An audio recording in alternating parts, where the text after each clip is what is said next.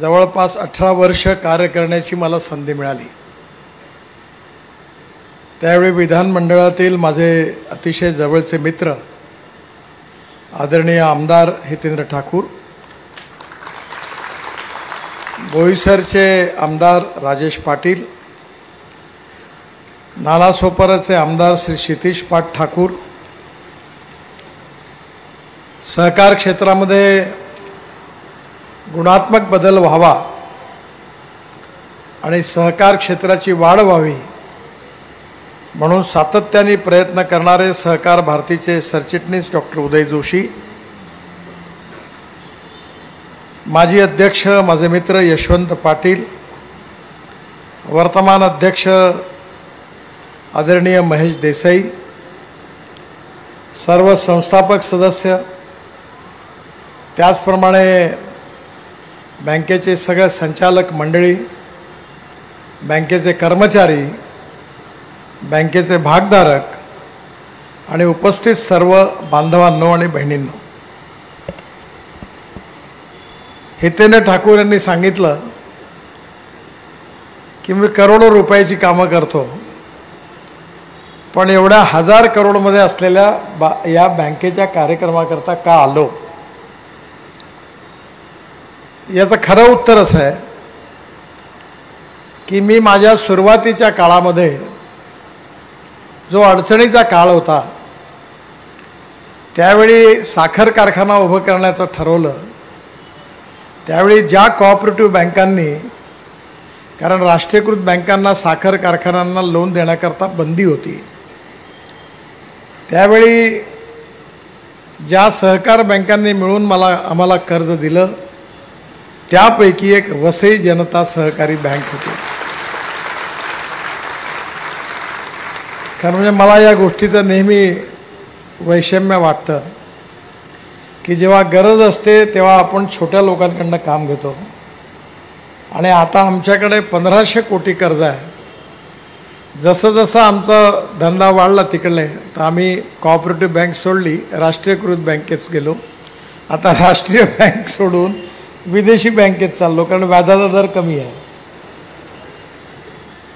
आता खरं म्हणजे पण एक गोष्ट महत्त्वाची आहे की मी ज्याचं पालन आपल्या आयुष्यात केलेलं आहे की आयुष्यात ज्या माणसाने आपल्याला अडचणीच्या काळात मदत केली, ज्या माणसाने, ज्या संस्थेने आपल्याला ज्यावेळी आपण कोणी नव्हतो त्यावेळी आपली आठवण ठेवली, ज्या मित्रांनी कठीण काळामध्ये मदत केली, सहकार्य केलं, प्रेम दिलं, त्यांना आयुष्यात आपण चांगल्या स्थानी असताना कधीही विसरता कामा नये ही गोष्ट मी नेहमी लक्षात ठेवली। मी पोस्टर चिकटवण्याचं काम करायचो, त्यावेळी भिंतीवर पोस्टर चिकटवायचे। माझा हस्ताक्षर खूप खराब होता आणि त्यामुळे एक विद्यार्थी कार्यकर्ता म्हणून मी ती जी चिक्की होती ती त्या पोस्टरच्या मागे लावायचं काम करायचो आणि इलेक्ट्रिसिटी बोर्डाच्या लाईनमनला चहा पाण्याचे पैसे देऊन त्याची शिडी आणायचो आणि शहरामध्ये रात्री पोस्टर चिकटवण्याचं काम करायचो। मी कधी माझा बायोडाटा छापला नाही, कोणाच्या गळ्यात हार घातला नाही आणि आपलंही कटआउट लावलं नाही आणि कोणाचे कटआउट लावायला मी कुठलेही पैसे कधी खर्च करत नाही। मला कधी कधी याचं आश्चर्य वाटतं की मी आता 40 वर्ष झाले कुठे ना कुठे पदावर आहे, पण मी जॉर्ज फर्नांडिस यांना बऱ्याच बाबतीत आपला आयकॉन मानतो। त्यांची राहणी, त्यांचं वागणं, त्यांचा प्रामाणिकपणा, त्यांची संघर्ष करण्याची, गरीब माणसाकरता संघर्ष करण्याची प्रवृत्ती मी जवळून बघितली। ते जेव्हा मी मंत्री असताना एकदा आले होते, मलबार मी राहत होतो, मला म्हणाले नितीन तुला वेळ आहे का, चल माझ्याबरोबर। कुठे चालले? म्हणे गिरगावमध्ये मला दाताचं जरा ट्रीटमेंट घ्यायची आहे, आपण घेऊया। मी त्यांच्याबरोबर तिथे गेलो, त्यावेळी ते संरक्षण मंत्री होते, साध्या गाडीत होते। तिथून ट्रीटमेंट घेतल्यावर मला म्हणाले चल आपण चहा पिऊ। चहा पाव खाल्ला आम्ही आणि गप्पा मारल्या आणि मी गेलो. त्यामुळे respect should not be demanded, it should be commanded. If you deserve for it you will get it. आणि म्हणून मला नागपूरला मी 40 वर्ष, आमचा महापौर, आमचा जिल्हा परिषद, आमची नगरसेवक, आमचे आमदार, आमचे, पण माझ्या स्वागताला कोणी येत नाही विमानतळावर. आणि आला तर मी त्याला एवढं दाटतो की तुला कामधंदा नाही का, कशाला तू आला. खरं म्हणजे आता मजबुरी आहे की मी Z+ सिक्युरिटीमध्ये असल्यामुळे मी नेहमी म्हणायचो की माझ्या स्वागताला कुत्राही येत नाही, पण आता कुत्रा यायला लागला. कारण तो बॉम्ब पथकवाला कुत्रा मी यायच्या आधी फिरतो. जीवनामध्ये आज जे काही आम्ही आहोत, हितेंद्रजी आमदार आहेत, क्षितिज आज आमदार आहे. क्षितिज खूप हुशार आहे, पण तो कितीही हुशार असला आणि कितीही मोठा असला तरी त्याला जी विरासत मिळाली आहे हितेंद्र ठाकूरांची, ही सगळ्यात महत्त्वाची आहे. आणि म्हणून या सगळ्या याच्यामध्ये एकनाथ पाटलांची मला विशेष रूपाने आठवण आली. जेव्हा मी या बँकेचं नाव पाहिलं, मी म्हटलं मी नक्की येईन. आज राजकारणामध्ये आम्ही खूप मोठे झालो. ज्यावेळी मी भारतीय जनता पार्टीत आलो त्यावेळी पहिल्यांदा मी जेव्हा पुण्याला गेलो होतो मीटिंगला, तर मी युनिव्हर्सिटी स्टुडंट लीडर होतो. तर माझे मित्र होते डॉक्टर श्रीकांत जिचकार, ते त्यावेळी गृह राज्यमंत्री होते. आणि गाडीतून उतरल्यानंतर मी पुस्तकं खांद्यावर घेऊन लक्ष्मणराव मानकर, जे भंडारा गोंदियाचे खासदार होते, ते जनरल सेक्रेटरी होते, तर त्यांना फर्स्ट क्लासमध्ये जाताना एक माणूस फुकट नेता येत होता, त्यांच्याबरोबर मी आलो होतो. आणि जेव्हा मी ते घेऊन निघालो मागून जिचकार आला. आणि त्यांनी त्यावेळी भारतीय जनता पार्टीची स्थिती काही चांगली नव्हती. तर त्यावेळी स्वाभाविकपणे श्रीकांत जिचकरांनी मला बघितलं आणि थांबवलं. ते म्हणाले माझ्याबरोबर हा पोलीसवाला, याच्याबरोबर ते सामान दे. म्हटलं नाही नाही मीच घेऊन जातो. मग नितीन तुला एक गोष्ट सांगू का. म्हटलं काय. म्हणजे you are a good material, तू खूप चांगला आणि कर्तृत्ववान माणूस आहेस, पण तुला ज्या पक्षात आहे त्या पक्षाला काही भविष्य नाही. म्हणे तू तुझा पक्ष सोड, काँग्रेसमध्ये ये, बघ तुझं करिअर उठून जाईल. मी म्हटलं डॉक्टर मी विहिरीत जीव देईन, पण मी माझा पक्ष कधी सोडणार नाही. आणि बाहेर आल्यानंतर मी बघितलं तर पुणे स्टेशनच्या बाजूला काळ्या भिंतीवर त्यावेळी गदी माडगुळकरांचे चिरंजीव व्यंकटेश माडगुळकर काँग्रेस पक्षाकडनं उभे होते. आणि त्या भिंतीवर लिहिलं होतं, पर्याय पर्याय म्हणून ओरडतात कोण, ज्यांचे लोकसभेत निवडून आले 2. मी ते बघितल्यावर मला हसू आलं आणि वाईटही वाटलं. पण एक गोष्ट खरी आहे की विद्वान विदुषी अलू दस्तूर यांनी लिहिलेलं एक पुस्तक माझ्या वाचण्यात आलं आणि ते मी आयुष्यात लक्षात ठेवलं की नदीचा प्रवाह जेव्हा वाहतो तेव्हा काळी कचरा आणि मेलेला मासा जो असतो तो प्रवाहाबरोबर वाहत जातो. जो जिवंत मासा असतो तो नेहमी प्रवाहाच्या विरुद्ध पोहत असतो. हेच माणसाच्या जिवंतपणाचं लक्षण आहे. त्यामुळे कधी यश असेल, कधी अपयश असेल, कधी आनंद असेल, कधी दुःख असेल, कधी जय असेल, कधी पराजय असेल, पण आपण चालत राहिलं पाहिजे आत्मविश्वासाने. संकट येतातच, पण संकटावर मात करून जे जिंकतात तेच खऱ्या अर्थाने लढाई जिंकतात. आणि म्हणून मला बँकेच्या बाबतीमध्ये जो हितेंद्र ठाकूर यांनी सल्ला दिला तोही महत्त्वाचा आहे. बँकिंग हा बिझनेस आहे आणि त्यामुळे 100% लोन दिल्यानंतर 25-30% फेल होणारच. जसं आम्ही निवडणुका लढतो, तर आम्ही आता ज्या पक्षाच्या निवडणुका हारतच होते. मग हारणाऱ्या माणसाला काय पार्टीच्या बाहेर काढायचं का.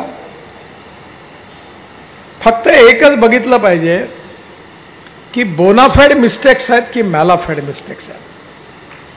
हेराफेरी केली आहे का, खोटे कागदपत्र दिले आहेत का, तर कठोर कारवाई केली पाहिजे.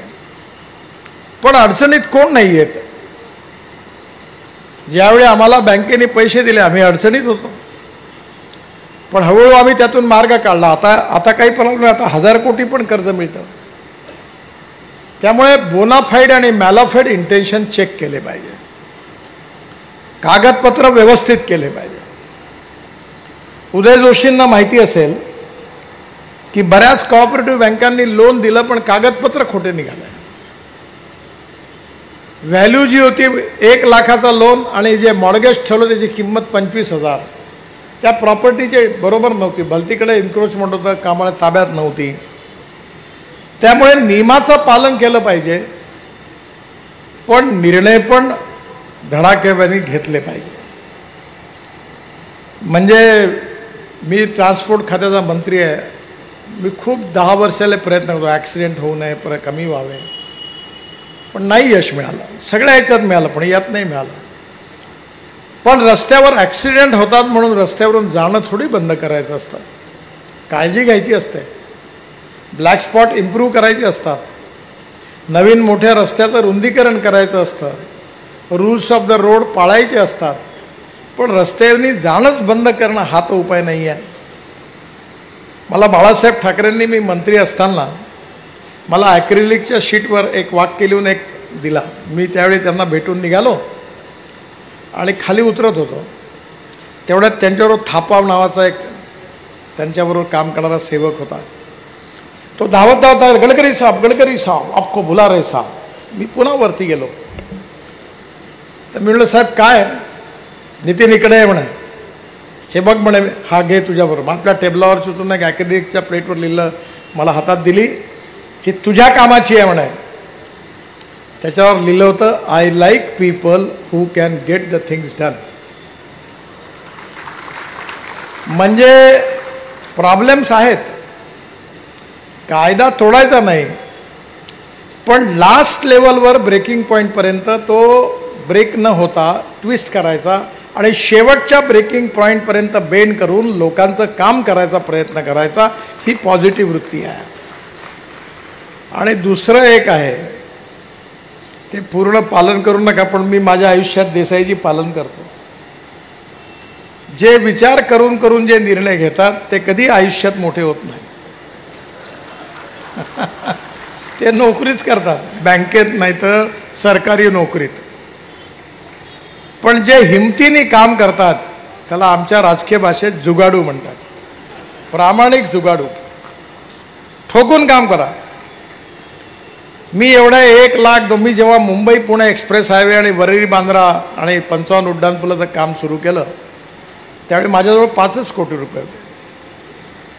आणि ज्यावेळी रिलायन्सचं टेंडर आलं होतं 3600 कोटीचं, म्हणजे आजचं जवळपास 35-40 हजार कोटीचं, त्यावेळी मी ते रिजेक्ट केलं. माझ्यावर सगळे नाराज होते. धीरूभाई अंबानी पण नाराज झाले. आणि मी ज्यावेळी पुण्यात गेलो त्यावेळी पुणे विद्वानांचं शहर आहे. तर त्यांनी मला तिथल्या पत्रकारांनी विचारलं की तुम्ही हायवे बांधता, वरळी बांद्रा सिलिंग प्रोजेक्ट बांधताय, 55 उड्डाणपूल बांधता, तुमच्याजवळ पैसे किती आहेत. पहिल्या ज्याची किंमत किती आहे म्हटलं, एक 5-6 हजार कोटी लागतील. तुमच्याकडे किती पैसे आहे म्हटलं, 5 कोटी रुपये. जोरात हसले ते. एक कर्दळे नावाचे इंडियन एक्सप्रेसचे पत्रकार होते, फार चांगले मोठे पत्र, त्यांना निधन झालं. आणि त्यांनी मला प्रश्न विचारला की तुम्ही नेत्यांनी यावं काही बोलावं आणि आम्ही छापावं अशी तुमची अपेक्षा आहे का. म्हटलं नाही. मग तुमच्याजवळ काय आहे म्हणे की तुम्ही म्हणता की हे सगळं होईल, 2 वर्षात होईल एवढं तुम्ही म्हणता, कशाने होईल. तर मी त्यांना इंग्लिशमध्ये उत्तर दिलं होतं की if there is a will there is a way, and if there is no will there is only survey, discussion, seminar, committee, sub committee and research group. आज करतो, उद्या करतो, बघतो, पाहतो. आता मला यांनी आत्ता निवेदन दिलं, आधी दिलं असतं तर मी हितेंद्र ठाकूरला आणि क्षितिजला त्यांना सांगितलं असतं हे होते, हे होते, होते, हे होत नाही, हे होत नाही, हे होत नाही, हे होते. जे होईल त्याच्यावर मी रिमार्क लिहून जाईन, काम झालं म्हणून समजा. म्हणजे लोकांशी खोटे आश्वासन देणं, खोटं बोलणं काही उपयोगाचं नाही. मी कधीच नाही, लोक सांगतो, पब्लिकली सांगतो की हे होत नाही. आणि त्याच्यामुळे येणाऱ्याच्यात बँकिंग ह्या व्यवसायामध्ये रिस्क घ्यावीच लागेल. पण रिस्क कोणत्या माणसांनी केव्हा आणि किती रुपयाची घ्यायची हा प्रश्न आहे. त्याचा विवेक, त्याचं संतुलन मेंटेन केलं पाहिजे, त्याशिवाय बँक वाढणार कशी. आणि म्हणून येणाऱ्या काळात बँकेची गुणात्मक वाढही झाली पाहिजे आणि बँकेच्या प्रॉफिट पण वाढला पाहिजे. त्यामुळे या बँकेमध्ये सगळ्यात महत्त्वाची गोष्ट म्हणजे 21व्या शतकातलं सगळ्यात मोठं कॅपिटल काय? पैसे नाही आहे, टेक्नॉलॉजी नाही आहे, विश्वसनीयता, प्रामाणिकपणा, इमानदारी, क्रेडिबिलिटी हे 21व्या शतकातलं सगळ्यात मोठं कॅपिटल आहे. मी पण कॉपरेटिव्हमध्ये काम करतो. आमचं एक डिपार्टमेंटल स्टोअर आहे, त्याच्या 4 ब्रँचेस आहेत, 60 कोटी टर्नओव्हर आहे. तर एका स्टोअरच्या उद्घाटनाकरता शेतकरी संघटनेचे नेते शरद जोशींना मी बोलावलं होतं. शरद जोशींचे माझ्यावर खूप प्रेम होतं आणि मी पण त्यांच्या विचाराला बऱ्याच बाबतीत अनुकूल होतो. त्यामुळे त्यांच्याकडनं समजून घ्यायचो. ते आल्यावर मी कॉपरेटिव्हवर स्वाभाविक सहकार भारती, आम्ही सगळे मंडळी कॉपरेटिव्ह चळवळ, बिना सहकार नाही विकास, बिना संस्कार नाही सहकार, बिना सहकार नाही उद्धार वगैरे सगळं सांगितलं. तर ते मला म्हणाले, नितीन एक गोष्ट लक्षात ठेव की success in cooperative is not a success of cooperative field, cooperative institution. Success in cooperative is a success of cooperative leadership. बँकेमध्ये कसे संचालक आहेत, बँकेचे कर्मचारी कसे आहेत, त्यांची विश्वसनीयता आणि प्रामाणिकपणा आणि ट्रान्सपरन्सी कशी आहे, त्या नेतृत्वावर त्या संस्थेचं यश अवलंबून आहे. एखाद्या शाळेला एक चांगला शिक्षक मिळतो, तो इतकं सुधरवतो की शाळेतून 8 मेरिट येतात आणि तो रिटायर्ड झाल्यावर दुसरा शिक्षक येतो, शाळेतून मेरिट येणं बंद होतं. आणि त्यामुळे खरी आवश्यकता अशी आहे की सहकार क्षेत्रामध्ये काम करत असताना मिशन म्हणून काम करणाऱ्या कार्यकर्त्यांची गरज आहे. पैसा कमवणं गुन्हा नाही आहे. मी नेहमी राजकारणामध्ये, मला अनेक वेळा, मी अध्यक्ष होतो, मला अनेक लोक, मला आता पार्टी करता माझं आयुष्य अर्पण करायचं. म्हटलं तुम्ही काय करता? माझं किराणाचं दुकान होतं म्हणे, ते दिवाळं पिटलं. घरी कोण आहे? आई वडील आहे, बायको आहे, मुलं आहे. म्हटलं तुमची पक्षाला गरज नाही, तुम्ही आपलं घर परिवार प्रामाणिकपणे नीट सांभाळा आणि ज्या दिवशी सांभाळ त्या दिवशी पार्टीचं काम करायला या, तोपर्यंत तुमची पक्षाला गरज नाही. तुम्ही स्वतःचं घर सांभाळत नाही तर देश कसा सांभाळाल, राज्य कसं सांभाळाल, महापालिका कशी सांभाळाल. त्यामुळे no philosophy can be taught to empty stomach हे विवेकानंदांनी सांगितलं आहे. पण राजकारण आणि समाजकारण हा पैसा कमवण्याचा धंदा नाही आहे. कोऑपरेटिव्ह बँकेमध्ये, कोऑपरेटिव्ह मुवमेंटमध्ये काम करत असताना ही अडचण आहे. आमच्याकडे कोऑपरेटिव्ह स्टोअरला खूप प्रॉफिट आहे, करोडोमध्ये झाला, पण संचालक कामच नाही करत. कारण अट्रॅक्शन काहीच नाही. कारण बाजारात गेले, चॉकलेट घेतलं तरी ते कॉम्प्युटर ट्याव करते, फक्त चहा पाजतात, त्यांना बिस्किट देतात. ते म्हणते इतना नितिन जी इतना प्रॉफिट है, सब कुछ है, हमको क्या? म्हणलं आपको कुछ नाही. कोऑपरेटिव्ह ही मुवमेंट आहे, तुम्हाला तुमचं सांभाळून काम करायचं आहे. राष्ट्रीय स्वयंसेवक संघाचं हेच यश आहे की निस्पृह, निस्वार्थी आणि निरपेक्ष भावनेनी समाजाच्या विविध क्षेत्रात समर्पित भावकांनी काम करणारे लाखो करोडो कार्यकर्ते संघाने निर्माण केले. हीच त्याची सगळ्यात मोठी ताकद आहे. आणि म्हणून हा जो संस्कार आहे हा वाढवण्याची गरज आहे. बँकेचे 50 वर्ष यशस्वी आहेत आणि नक्कीच येणाऱ्या काळामध्ये बँक अजून मोठी होईल. आणि दुसरी एक गोष्ट महत्त्वाची आहे, आता प्रधानमंत्री नरेंद्र मोदींच्या नेतृत्वाखाली आम्ही हे टपरीवाले हे सगळे, मी पण MSMEचा मंत्री होतो, आम्ही ती योजना केली आणि त्याच्यामध्ये आम्ही एक ट्रस्ट तयार केला आहे इन्शुरन्सचा. तर आम्ही भारत सरकारतर्फे 15,000 कोटी रुपये दिले, त्याच्या बदल्यात बँकेत छोटे लोन आहेत ते आम्ही सिक्युरिट केले आणि या टपरीवाल्यांना 1.5 लाख कोटी लोन वाटलं. आता 1.5 लाख कोटी तुम्हाला आश्चर्य वाटेल, याच्यातला NPA नाही म्हणजे किती आहे, 0.28%. सगळे गरीब माणसं इमानदारीने पैसे भरतात. महिला बचत गटाला पैसे दिले, महिला बचत गट प्रामाणिकपणे पैसे भरतात. गरीब आहे म्हणून तो डिसऑनेस्ट आहे असं होत नाही, आणि श्रीमंत आहे म्हणजे तो ऑनेस्ट आहे असं होत नाही. माणसाची प्रवृत्ती वेगळी आहे, आणि त्यामुळे योग्य माणसं. आता मी माझं एक फार मोठं चांगलं काम माझ्या हातून झालं, ते म्हणजे ई-रिक्षा. आपल्या देशात 2 कोटी लोक माणूस माणसाला खिचायचा, 1 क्विंटलचा 2 क्विंटलचा 1 क्विंटलचा पोतं पाठीवर ठेवायचा, आणि झारखंड आणि बंगालमध्ये आणि उत्तर प्रदेश बिहारमध्ये माणूस माणसाला खिचायचा, खांद्यावर रिक्षा घेऊन खिचायचा. मला खूप वाईट वाटायचं. मी याच्या मागे लागलो, याचं बिल आणलं, त्याच्या सुप्रीम कोर्टापर्यंत केस झाली, आणि या ई-रिक्षाची सुरुवात देशात झाली. आणि आज मला आनंद होतो की 2 कोटी लोक आज सायकल रिक्षाही चालवत नाही, कोणाला खांद्यावर घेऊन नेत नाहीत. आता ते मेकॅनिकल इलेक्ट्रिक ड्रिव्हन मेकॅनिकल रिक्षा चालवतात. त्यामुळे केवढी मोठी समाजामध्ये शोषण बंद झालं. त्यामुळे टेक्नॉलॉजीचा त्या ई-रिक्षांना मी आग्रह केला नागपूरला. माझी पत्नी पण एका बँकेची अध्यक्ष आहे. तर मी म्हटलं की ई-रिक्षावाल्यांना म्हटलं तुम्ही काही लोन द्या 100-150 लोकांना. तिने मला पटकन तुमचं राजकारण बाजूला ठेवा म्हणे, आमची बँक डुबवू नका म्हणे. तर तिने एका झटक्यात मला सांगितलं. मी काही हस्तक्षेप करत नाही त्याच्यात. मी पुन्हा म्हटलं माझं आहे की देऊन तपा 50 लोकांना. आणि मग मोठ्या मुश्किलीने माझ्या आग्रहाकरता 50 लोकांना त्यांनी लोन दिलं. 100% लोन मिळालं, आणि आता त्यांनी 900 रिक्षांना लोन दिलं.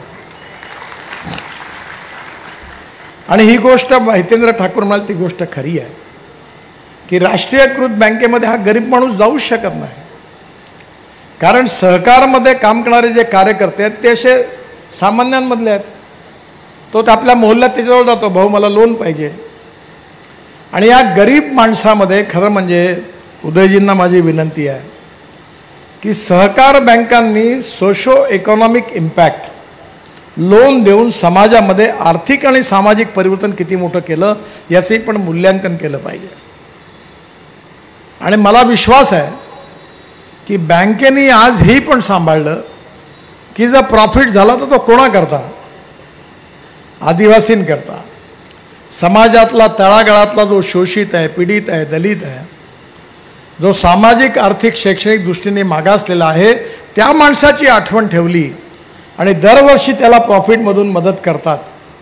ही जी सामाजिक संवेदनशीलता आहे, सामाजिक जबाबदारी आहे, ही सगळ्यात महत्त्वाची आहे. सोशल कॉन्शियसनेस आणि सोशल रिस्पॉन्सिबिलिटी. आणि मला अतिशय आनंद आहे की बँक जरी लहान असले तरी समाजाबद्दलचं ऋण जे आहे त्याची आठवण ठेवून समाजाला परतफेड करतात. आणि म्हणून अनेक चांगले चांगले कार्यक्रम समाजोपयोगी बँक घेते, त्यांना मदत करते. याबद्दल बँकेच्या सर्व संचालकांना, पदाधिकाऱ्यांना मी मनापासून धन्यवाद देतो आणि त्यांचं अभिनंदन करतो. मला विश्वास आहे की ही बँक उत्तरोत्तर अशीच प्रगती करत राहील. खरं म्हणजे या कार्यक्रमात मी हायवेबद्दल बोलणं, पण अनायसे हितेंद्र ठाकूर आणि आमदार म्हणतील की मी काहीच बोललो नाही. तर पहिली गोष्ट अशी आहे की हा जो रोड आहे हा गुजरातचा, मी PWD मंत्री असताना त्याचं काम केलं होतं. मी याचं नाव डेथ ट्रॅप ठेवलं आहे. भारतामध्ये अनेक रोड खराब आहे, पण याच्या इतका कोणता माझी हिंमत नव्हती रोडने. अनेक वेळा मी जायचो, ठाणे जिल्ह्यात जायचो, इतका ट्रॅफिक आहे. आणि त्यामुळे जे काही म्हणलं आलं हितेंद्र ठाकूर ते बरोबर आहे. खूप ॲक्सिडेंट होतात. त्यामुळे आता या रोडवर मी नक्कीच, तुम्ही सांगितलं, कॉन्क्रीटचा रोड बनवणार आहे पूर्ण. हा सध्या NH48 त्याची जवळपास 600 कोटी रुपये किंमत आहे. 3 अंडरपासेस आहे, ब्लॅक स्पॉट रिमूव्हल आहे, स्ट्रीट लाईट आहे. एक काम त्यातलं प्रगतीपथावर आहे. 100 फूटवर ब्रिज आहे, याच्यात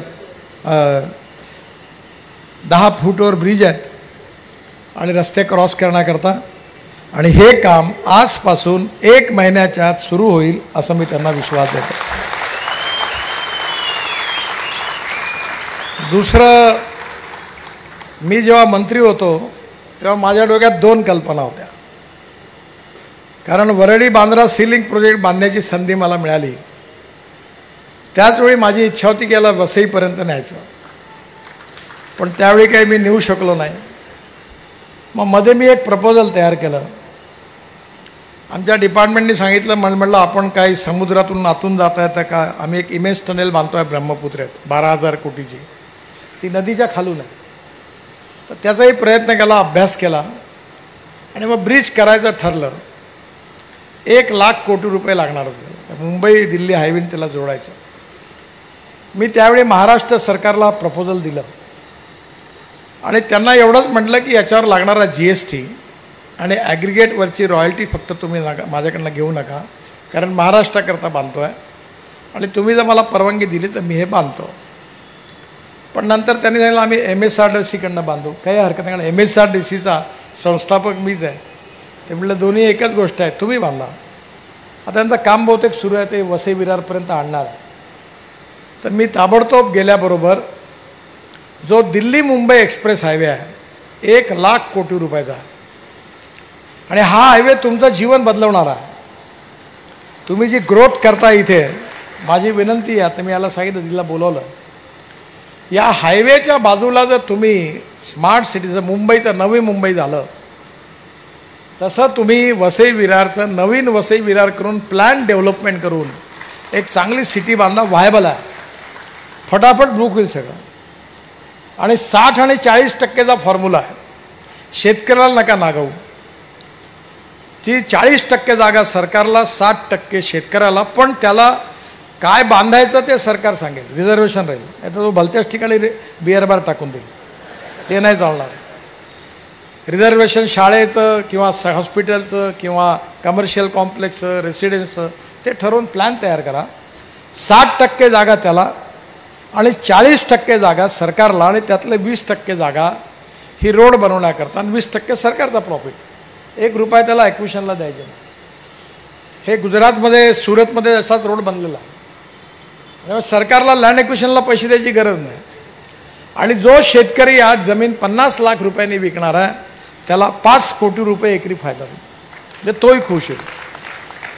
तर मी दिल्ली मुंबई एक्सप्रेस हायवेला या महाराष्ट्र सरकारच्या हा जो वरळी बांद्रा सीलिंग पुढे रोड येणार आहे, याची हा आमचा रोड चालला आहे JNPT आणि पुढच्या वर्षी 26 जानेवारीपर्यंत पूर्ण करण्याचं उद्दिष्ट होतं.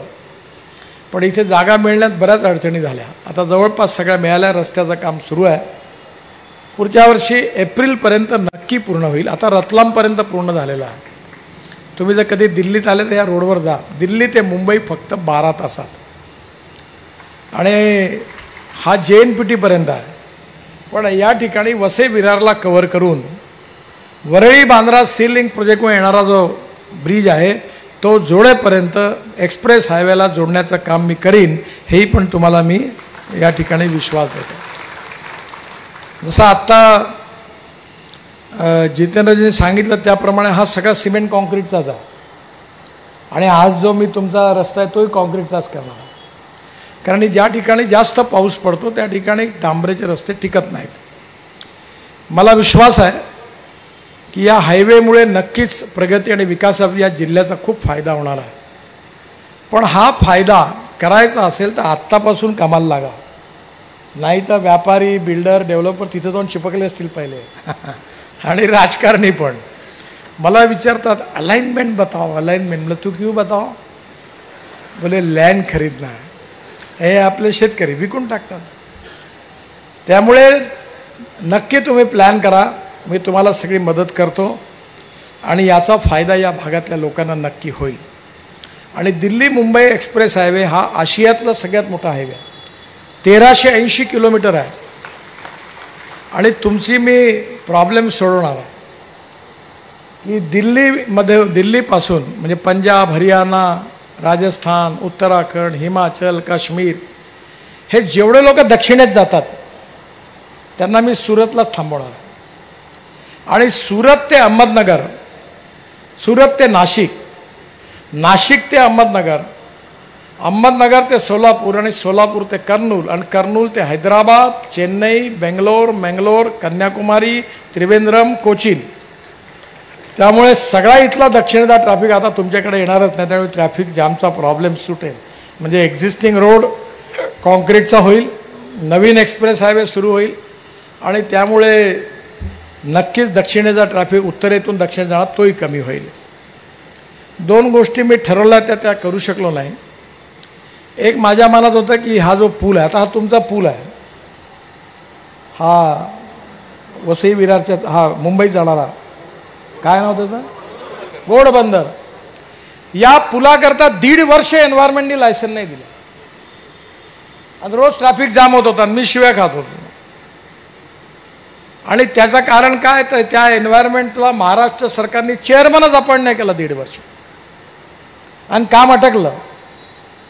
तुमची गोष्ट खरी आहे की लोकांना किती त्रास होतोय मला माहिती आहे. कारण मी जेव्हा मंत्री होतो तेव्हा या रोडनी गेलो आहे. मी आयुष्यात म्हटलं या रोडने कधी जाणार नाही, इतकी गर्दी. मनोरचा हा सगळा रस्ता, पण त्या पुलाचं आता काम झालं. मला म्हणे उद्घाटनाला या, म्हटलं लाज वाटते मला याची, सोडून द्या ट्रॅफिक, मी येत नाही म्हटलं.